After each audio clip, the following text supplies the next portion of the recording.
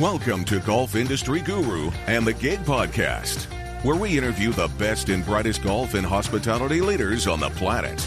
On today's episode, you will learn some proven real-world solutions that'll help you and your team solve some of your biggest golf business challenges. So stick around for some tips, tools, and training to get you, your people, and your business powered on. Here's your host, James Kronk.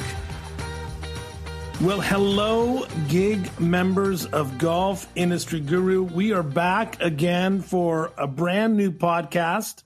I'm your host, James Kronk, and I am thrilled to have with us today Melissa Hansen.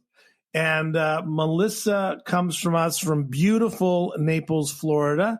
And I'm so excited because we haven't had a lot of podcasts so far talking about this topic that we're going to discuss today, which is really about membership engagement. It's about finding members. It's about onboarding new members. And really, when we talk about members, whether it's, you know, your private club and you're selling share memberships and someone's going to join for life with their family, or whether or not we're talking about someone that's buying an annual pass for unlimited play, or really whether someone's, signing up for a ladies league. I mean, at the end of the day, the principles of good sales and marketing in the club, in the golf business, can relate to anything. So I'm really excited about Melissa coming on board. Melissa is the membership and marketing manager at the club at Old Cypress in Naples, Florida. Melissa, welcome to the Golf Industry Guru podcast. James, thank you so much for having me. I'm so excited to be here. I absolutely love everything that you guys are doing over at Gig, and I am excited to be here today. Well, thank you. And really, we're kind of kindred spirits a bit, because you as well have kind of launched your own melissahansen.com kind of platform with sales and marketing people. And I was going through your site the other day, looking at what I love, which is, sales, a place for sales and marketing managers to go to talk to each other, to learn from each other, to see best practices, to share best practices. I think it's very, very cool. So I look forward to hearing all about that. But first of all, tell me a little bit about kind of your journey and how you've become this kind of guru in this field of the business. Yeah, so I started out in the hospitality industry about 13 years ago, and it's kind of a funny story. I got hired for the position, and it was the first day on the job, and I was waiting to be trained, and, I'm looking around, who's going to train me? Where is the education? What am I supposed to do? And they kind of just thought that I got hired for the role and I was supposed to know all the things. And that never happens in the golf business. I don't know how that could possibly have happened. So I said, well, the first thing that I need to do is find out about my competitors. And so I decided to pose as a prospective member, and I reached out to like 5 or 6 area clubs. And at the time, my maiden name was Shanahan. So it wasn't, as common as it is now. And I just started filling out form fills. And I said, I'm interested in hearing about your deals and your specials. And I got a phone call about 10 minutes later. And I was like, yes, I'm about to get the information. And it's a gal from a club next door. And she says, hi, Melissa Shanahan. And I said, yes. And she said, you're interested in joining our club? And I said, yes, I want to hear the initiation fees, the dues, what specials you have going on. She says, you didn't by chance just get the job down the street as membership director, because I saw a write-up in the paper about you. And I was like, oh, yeah, that's me. You got busted. Yeah. And she said, well, listen, she said, let's go to lunch. She said, let me tell you, there's an organization here in Southwest Florida where all of the clubs share this information with each other.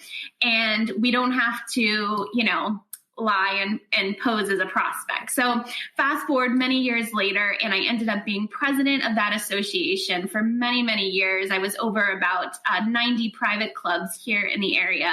And that is truly where my growth of continuing education started. And that's where it's flourished. And that's how I started my consulting business. And that's fascinating. I love it. I love it. First of all, I love the entrepreneurship of you silent shopping and trying to get the goods. But even better, obviously, was the positive reaction that you got from your fellow club, your local club, and the embracing you into the program. And so in the United States and in your area, so this was a group, and they were all sharing kind of what they were doing and how things were going, and obviously trying to help. Really, like the tide rises all boats, that whole saying, right?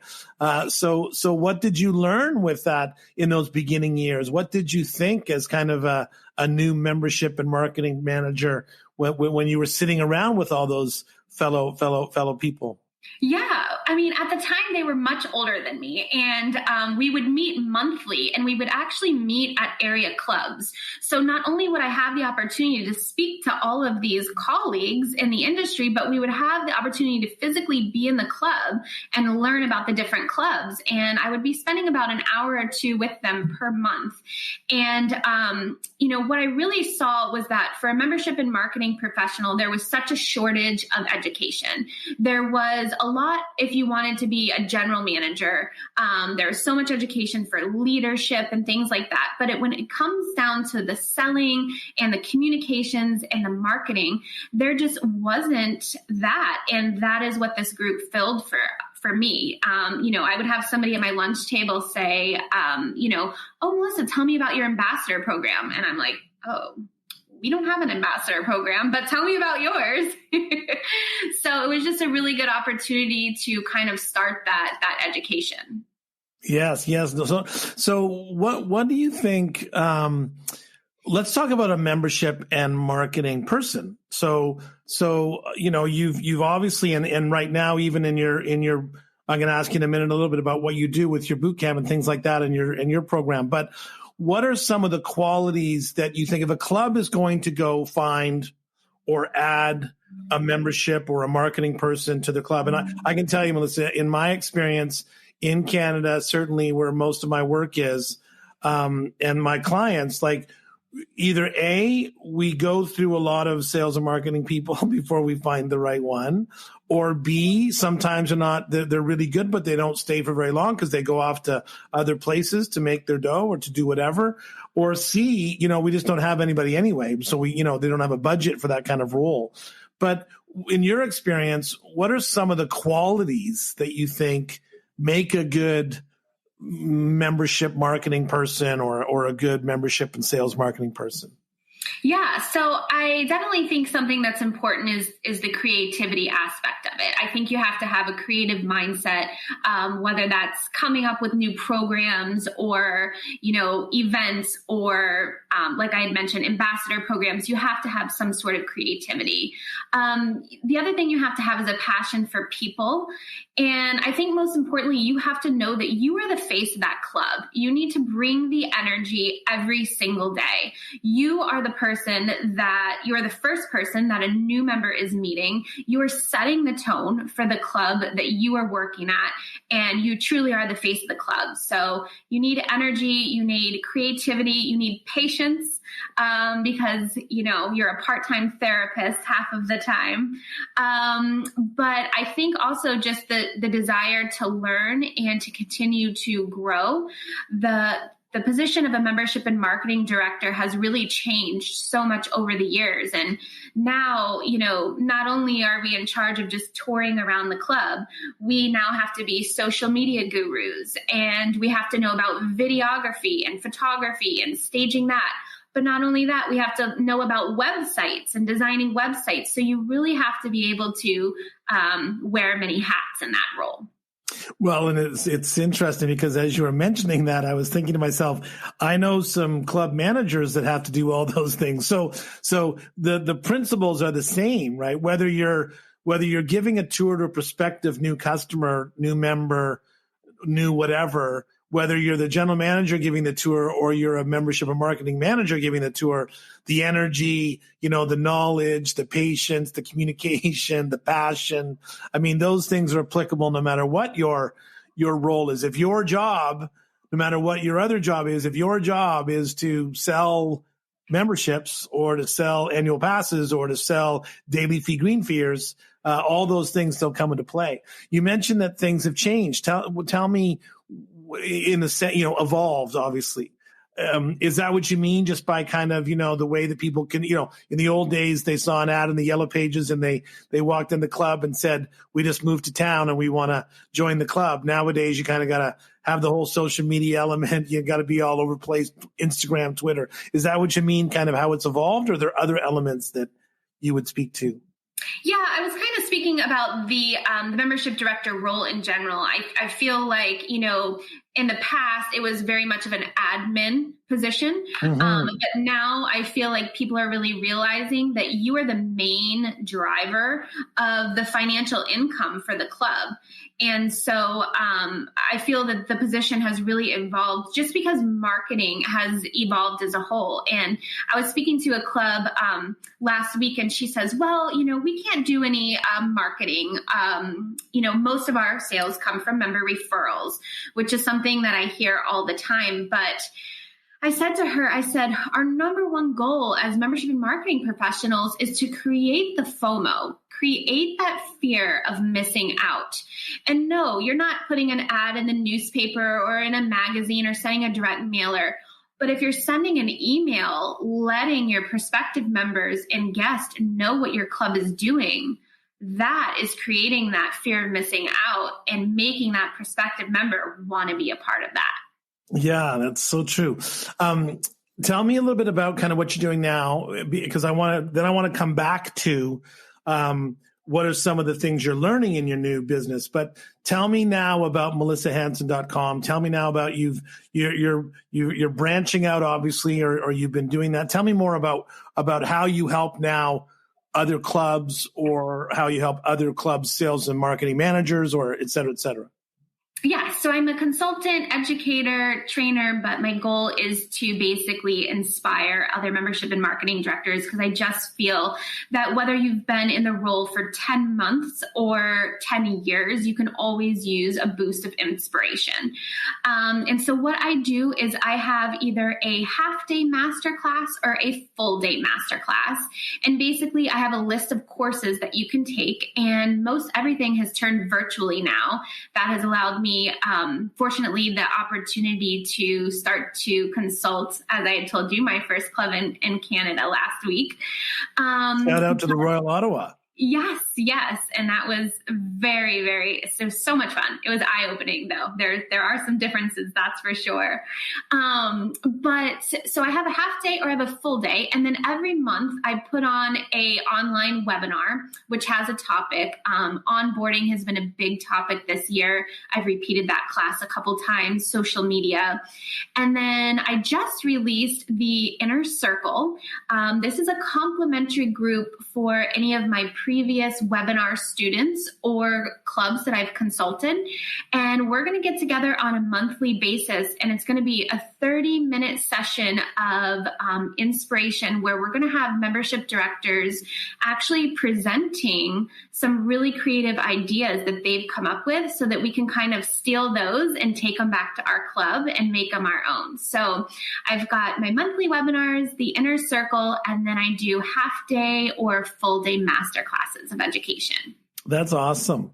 What's interesting when I think about your group, you're really not competing in a sense, right? I mean, there's reasons why, sure, if there's 3 private clubs within 5 miles of each other, then maybe, there's going to be some kind of a choosing of whatever. But at the end of the day, right, members are going to choose, or golfers even, they choose clubs for various reasons. That's where their friends are. That's in their neighborhood. That's the type of golf course they like to play. And so I guess, what I'm getting from the benefit of your group and what you're talking about is that, if we consider our own club as being our own world, how do we make that world as FOMO as possible? How do we make that world as best as possible? Mm-hmm. And if your world down the street is also fantastic, it's good for everybody, right? 100%. And there's been oftentimes where I've met with people and they're just not a fit here, and they are at the club down the street. And that's why it's so great to know everybody and just say, hey, let me send you over to XYZ club. So let's talk a little bit about the consumer for a second. Tell me a little bit about what you think. So for those of you listening, at the moment it's 2021. We're coming out of the pandemic, hopefully, depending on where you are. And certainly there's been a resurgence of interest in the game of golf globally, based on this pandemic and the ability to social distance, be outside, et cetera, et cetera. The statistics would tell you, or will tell you, by the way, that memberships at clubs has increased drastically, in all kinds of clubs, golf and otherwise, has increased drastically, certainly in North America and beyond.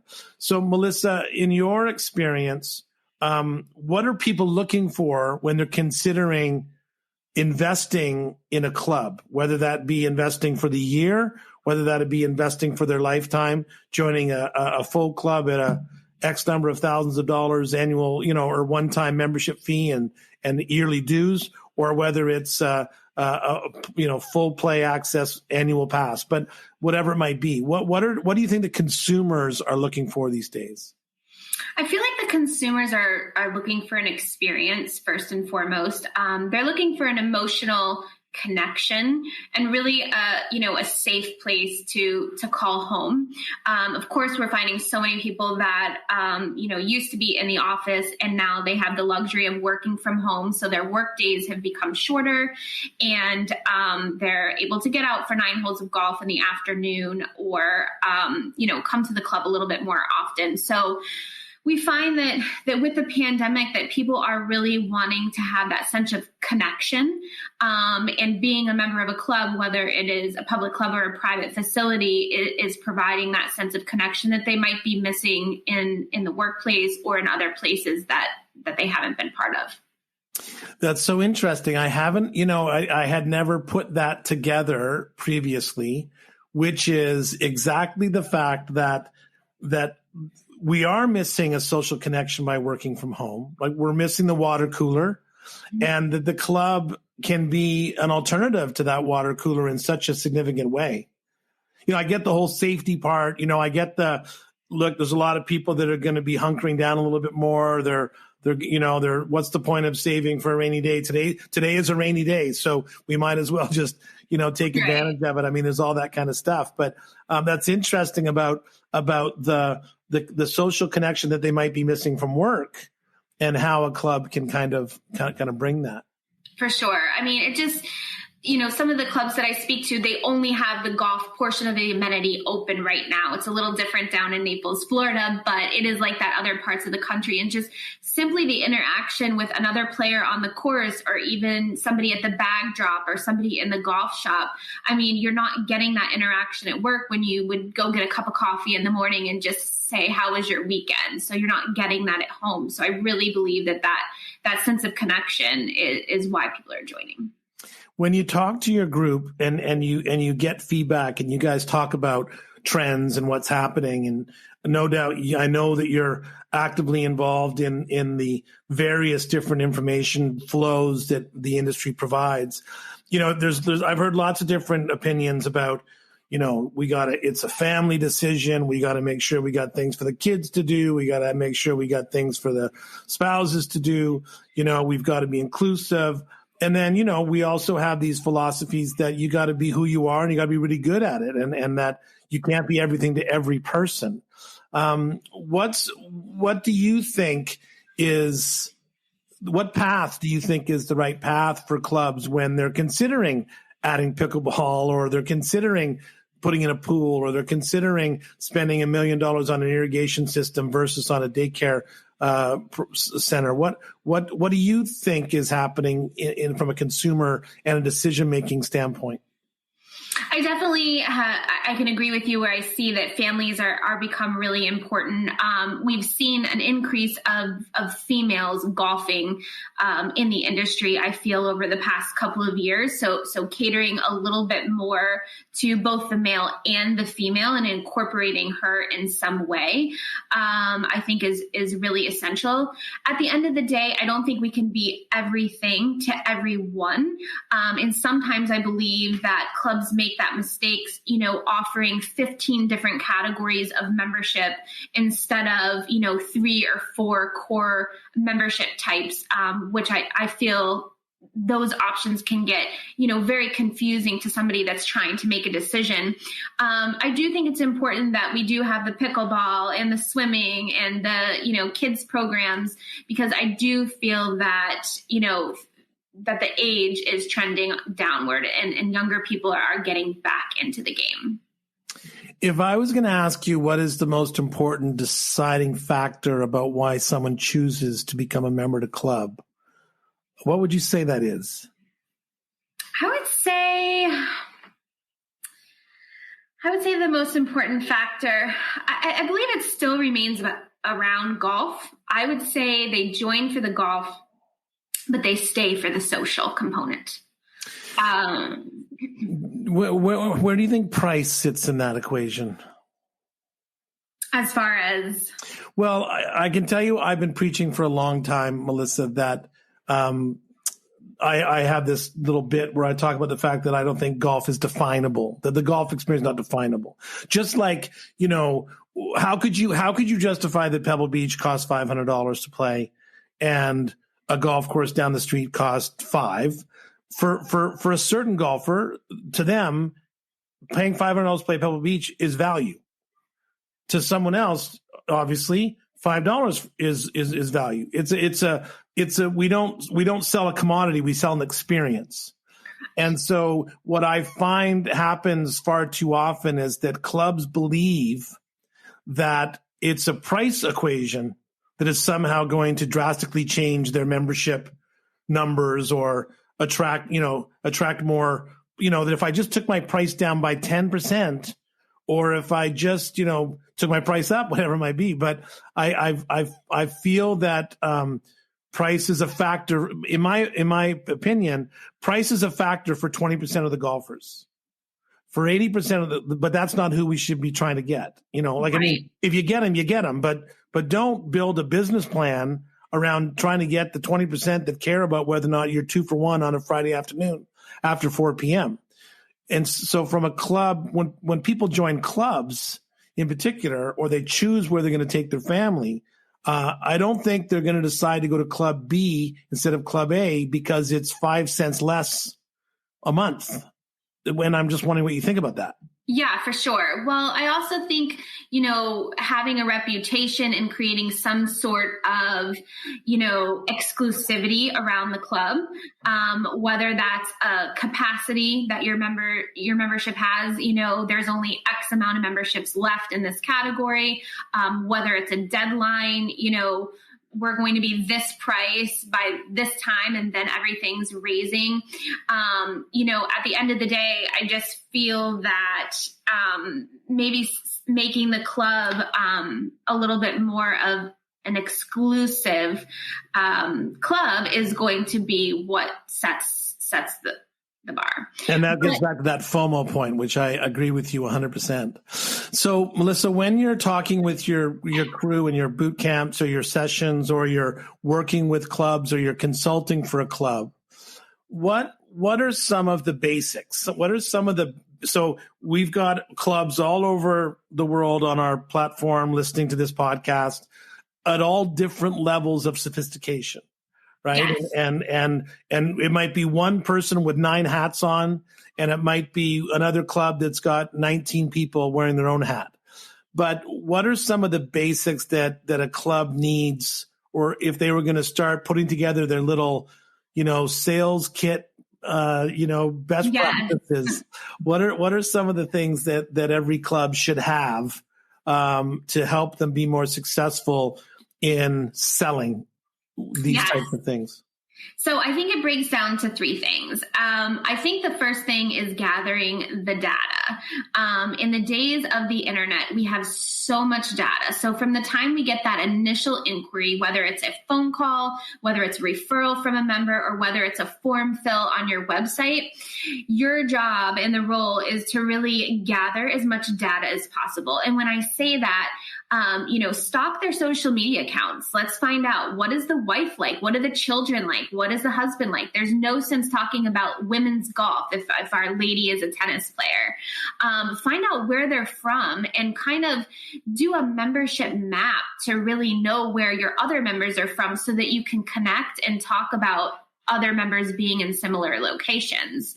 What other clubs are they looking at? So know your competition, and really know and gather all that information from the very beginning, because you're going to be using it not only throughout the sales process, but when they close and you go to onboarding them, you're kind of going to recap and go back to that information. So that's the first one, gathering data. The second one I think we just spoke about was creating that urgency. So why should I join now?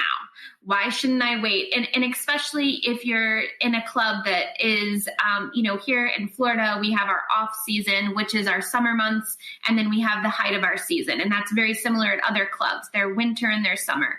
Why should I join now? So creating that urgency would be the second. And then the third would be to use storytelling. So membership and marketing directors, you're not a tour guide. We're not going around the club and saying, this is our dining room, here's our locker room. We need to be sharing a story. So you're welcoming into the dining room and you're telling the prospective member, this is where we have our theme parties and events. We do our annual luau, and we're known for our pig roast and our Rio Carnival and our Hollywood night, and walk them around and really have them envision what it would be like to be a member. And honestly, what I do in my office is I have a TV behind me where I have photos scrolling from events where that prospective member can really look on the TV and not just hear a salesperson talking about all the things, but they can see all the things. And I also have big frames, photos of really fun events that we've had here at the club. And as soon as members walk in my office, they kind of just look at these photos and they can envision themselves being there. So I think the art of storytelling is really important. Oh, that's brilliant. That's so true. It's so true. We forget that people don't buy stuff; they buy experiences. And a club, every golf club has got a golf course and with greens. If they're lucky, they got a driving range. Maybe they got a tennis courts for a pool, or whatever, a restaurant. Every club sells a burger. But what really separates your burger apart? What really separates your events apart? What separates your ladies' league apart? Your ladies' night apart? Whatever it might be, or your junior camps for kids? What separates that apart? I mean, there's so many moments, and I would say here's the last question for you, because this makes me think about the importance of the marketing and the sales, and how sometimes I find, to be honest, that they can be off on a little silo somewhere, sometimes on their own little path of trying to beat the drum. How do you get your fellow managers and your fellow team members as excited about telling the story as you are? Do you have any tricks to share with that? Yeah, so I think this kind of goes back to collecting the information. And so what I do is, before that prospective member comes on board, I share all that information with our staff. And then there are certain staff members that are going to have connection points with those prospects. And those are the people that I want to introduce during the tour. If somebody's from the same hometown, they're going to have a connection point. If somebody went to the same university or college, they're going to want to talk about that. So if you go back to gathering that original information and sharing that with all of your staff members, you're going to have a lot of staff that is very excited to meet that person that's coming into the building. That's fantastic. Because people love to talk about themselves. They love to talk about themselves. And some of them do it on a podcast and some of them do it elsewhere, but they love to talk about themselves. Melissa, thank you so much for your time. There's so many, we're going to do it again because there's so many things to talk about. We're thrilled to have you as one of our gurus on Golf Industry Guru. You're going to find, ladies and gentlemen, on the platform, you'll find some articles from Melissa. You'll find some blogs, some best practices, some checklists, even maybe a webinar or two. So So go through the library and find some more materials from Melissa, and we're going to have her back again. And to learn more though, and really to I recommend everybody kind of reaches out and looks at melissahansen.com.